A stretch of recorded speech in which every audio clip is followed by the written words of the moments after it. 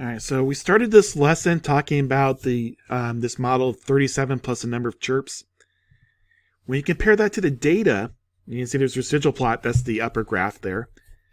It fits the cricket data pretty well, though there does seem to be a little bit of a tilt in terms of residual plot. A better fit was found to be the 40.0 plus 0.892 times the number of chirps. And you can see the residual plot, a horizontal line. So where did this model come from?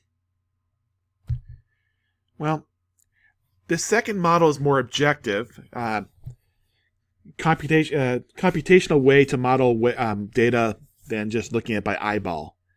And this is called the LeastSquares Line. So we'll look at this more in the next lesson, but essentially it minimizes the sum of the squared residuals. This line can be pretty tough to work out by hand, though computer output can do it pretty quickly. For instance, if you're using the software called R, we use the LM command. Here's some of the output.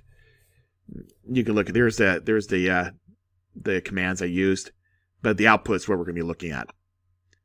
And in terms of the output, you'll see this first column here deals with point estimates, and that's where you see 40.0. That's going to be the point estimate for intercept, and below that 0.892 is the point estimate for slope. So, using this equation, let's predict the temperature if there are 35 chirps in 15 seconds. So again, I'll start off 40 plus 0.892 times 35. So that comes out to be a predicted temperature of 71.2 degrees. So what's the residual if the actual temperature is 72? Well, to find the actual, or to find the residual, the actual temperature is 72. I subtract off the predicted 71.22, and I get residual 0.78. It's positive, so that means that my actual vat temperature is about 0.78 degrees higher than I predicted.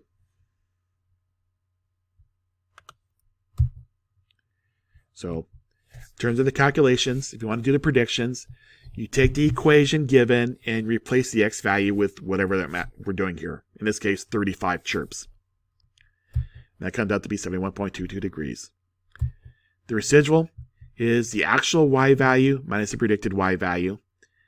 The actual y value is 72 degrees. The predicted was 71.22. So that's going to be a residual of 0.78. That is, the actual temperature is 0.78 degrees warmer than predicted. So less than a degree. Now, for the most part, we're pretty much just going to be looking at linear equations. But here are two models that have been created. One I tried to fit a line through it, and the other one, an exponential model. So if you can see the dots, a little hard to tell, but these are a bunch of dots, and you can see there's a noticeable bend. A line really doesn't fit it very well.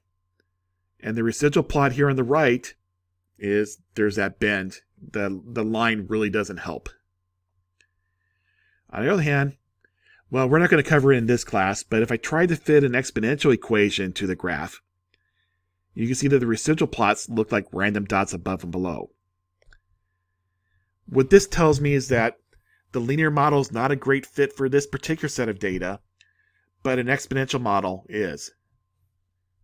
So that bottom one, the exponential model, was the better fit.